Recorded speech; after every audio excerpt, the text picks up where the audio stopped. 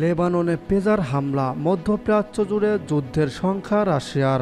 লেবাননের সশস্ত্র গোষ্ঠী হিজবুল্লাহ ও বেসামরিক নাগরিকদের ওপর বিস্ফোরক পেজার ব্যবহার করে চালানো ইসরায়েলের হামলা বৃহত্তর আঞ্চলিক যুদ্ধ উস্কে দিতে পারে বলে সতর্ক দিয়েছে রাশিয়া।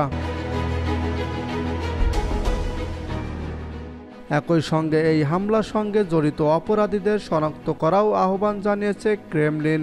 মঙ্গলবার লেবানন জুড়ে হাজার হাজার পেজার বিস্ফোরণের ঘটনা ঘটেছে। এসব পেজারে ইসরায়েলি গোয়েন্দা সংস্থা বিস্ফোরক স্থাপন করেছিল বলে অভিযোগ করেছে লেবানন।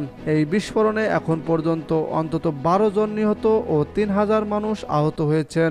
আহতদের মধ্যে লেবাননে নিযুক্ত ইরানের রাষ্ট্রদূত রয়েছেন।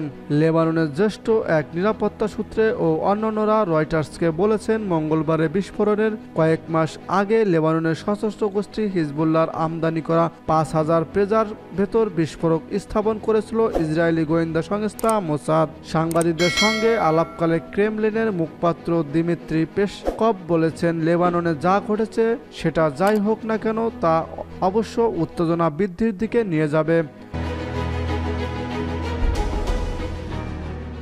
অঞ্চলটি নিজেই বিস্ফোরক অবস্থায় রয়েছে এবং এই ধরনের একটি ঘটনা পরিস্থিতিকে নিয়ন্ত্রণের বাইরে নিয়ে যেতে পারে, আর সেটি হলো নিশ্চিতভাবেই তা প্রত্যেকের জন্য বিপজ্জনক হওয়ার সম্ভাবনা রয়েছে।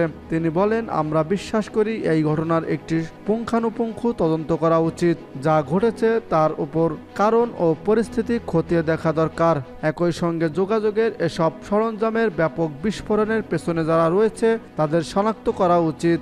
পেসকভ বলেন, এই ধরনের তদন্তে পাওয়া তথ্য উপাত্ত বিশেষজ্ঞদের রাশিয়া বা অন্য কোথাও অনুরূপ কিছু ঘটার ঝুঁকি দূর করার সুযোগ তৈরি করবে।